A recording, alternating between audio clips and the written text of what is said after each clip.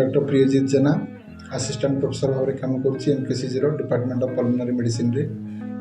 आज विश्व जक्ष्मा दिवस आज आमर स्लोगान है yes we can end TB ना आम टीबी को एंड करि परिबा। तो आज मु गोटे कथा कहया चाहे आजिका डेट रे इंडिया भारतर मुख्य पब्लिक हेल्थ प्रोब्लेम है ट्यूबरकुलोसिस।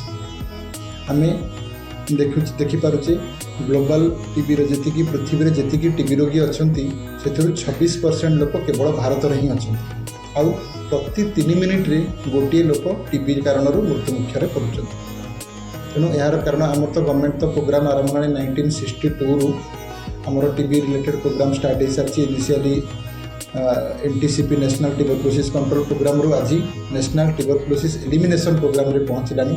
स्टिल देन इंडिया सबुठ बड़ मेजर पब्लिक हेल्थ प्रोब्लेम है ट्यूबरकुलोसिस। यार विभिन्न कारण अच्छी जो कि आम मुख्यतः आम देखीचु लोकों भितर सचेतनतार अभाव।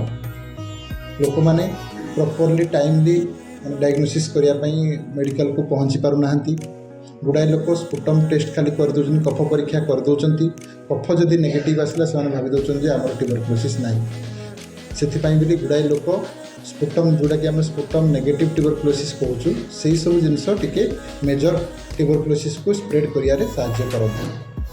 आउ गोटे जिनस आम पॉइंट आउट करिपरिबा जो माने हेले टीबी मेडिसिन को अधारू छाड़ी दियंती।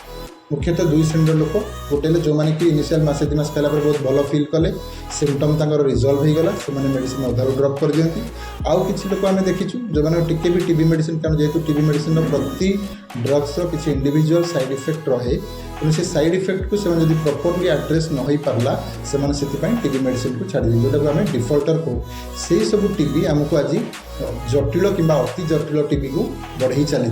आम ट्यूबरकुलोसिस समहाउ कंट्रोल पाइचे किंतु एमडीआर बा एक्सडीआर ट्यूबरकुलोसिस जो ड्रग रेजिस्टेंट ट्यूबरकुलोसिस सेटा ग्रेजुअली दिन को दिन बढ़ी चली। तेणु आप मुख्यतः रेस्पॉन्सिबल जी आम ट्यूबरकुलोसिस जीवाणु नुहे आमर प्रॉपर टाइमली मेडिसिन ड्रग्स आउ प्रोग्राम उपर आम टे रेस्पॉन्सिबल फिक्स करवा कि पेसेंट जब टाइमली ठीक टाइम आम एनश्योर करवा पेसेंट केमती 6 मास मेडिसिन खाऊ। गुड़ाए लोक कौन कर इवेन भावुं 6 मास ही टीबी मेन कोर्स किंतु न थाए बहुत गुड़ाक मेडिसिन बहुत गुड़ाक टीबी जोड़ा कि extra pulmonary TB tuberculosis case रे आमर मेडिसिन कोर्स 6 मास बाद भी 9 मास क्या वर्षे इवेन वर्षे 1.5 वर्ष पर्यंत भी आम बढ़ई था। बहुत क्षेत्र में आम देखीचु लोक 6 मास खाइला माने से टीबी मेडिसिन कोर्स सरीगला बिना डाक्तर परामर्श मेडिसिन से बंद कर दूसरी जो कि टीबी को आम रोगटा संपूर्ण रूपे कंट्रोल को आसूना से मैंने ही भविष्य में रोग बांटी चली।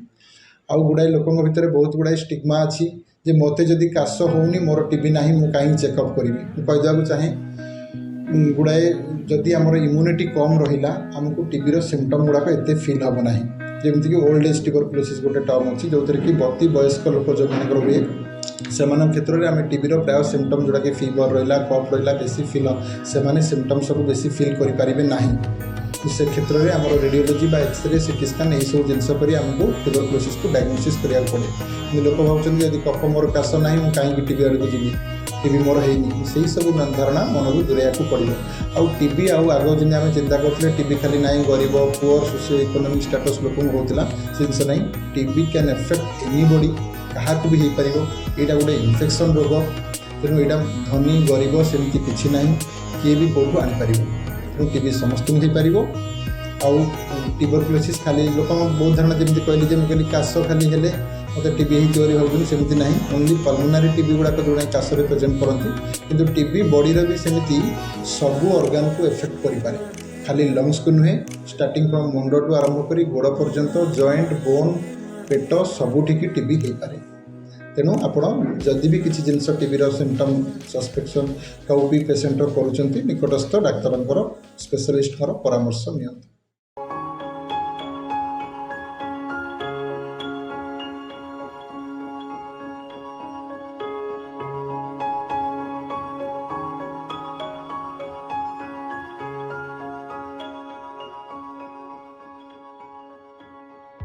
तेणु आज टीबी डे रे ये गोटे वार्ता मैं देवाई चाहूँगी जे together we can end TB आम समस्ते मिलमिशि ट्यूबरकुलोसिस को एंड करि परिबा।